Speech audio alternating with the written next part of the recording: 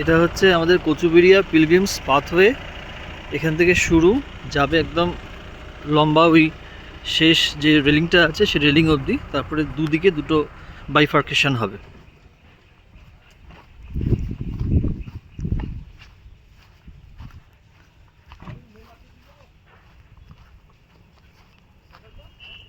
এইবার হচ্ছে এটা পুরোটা এদিকটা যেমন পুরোটা হলো, এই পাশ দিয়ে হচ্ছে তিনটে প্রায় 2.5 মিটার চওড়া তিনটে হচ্ছে মানে বড় বড় চ্যানেল এইভাবে যায়, ঠিক আছে? এরকম ভাবে পুরো একদম এই যে ড্রয়িংটা আছে এইরকম ভাবে পুরো একদম 2.5 মিটার চওড়া এরকম ভাবে যায়। এটা হচ্ছে আমাদের পাথওয়েটা বললাম, এটা হচ্ছে বাইফার্কেট হয়েছে যেটা সেটা।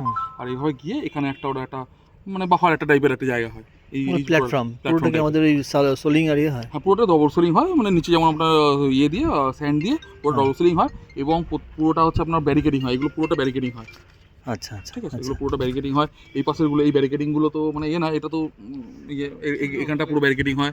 আর হ্যাঁ, এখানে পুরো এই দিকগুলো পুরো একদম বড় ব্যারিকেডিং হয়। আচ্ছা, এই জঙ্গল ফঙ্গল সব কাটতে হয়? এইগুলো কিন্তু স্যার হচ্ছে সিঙ্গেল ব্যারিকেডিং না, কিন্তু মানে এখানে এই একটা রো হয়, এখানে মাঝে একটা, এখানে একটা, ওই পাশে একটা, মানে 4টে করে রো ব্যারিকেডিং হয়। বুঝতে পেরেছি। আচ্ছা, আর ওই এই আমাদের এই জঙ্গল কাটিং ফাটিং সব রয়েছে না, মানে হ্যাঁ যতটুকু পাস হয়, মানে আমরা ধরুন এই হচ্ছে বিল্ডিং এর সোজাসুজি বরাবর যেটা যাচ্ছে সেইটুকুনি পুরো একদম মানে ওই যে আপনার টিনের ঘরটা বরাবর পুরো একদম সোজা একদম মানে পরিষ্কার করে এ করা হয়। ঠিক আছে, ব্যাস এইটুকুই তো? হ্যাঁ হ্যাঁ।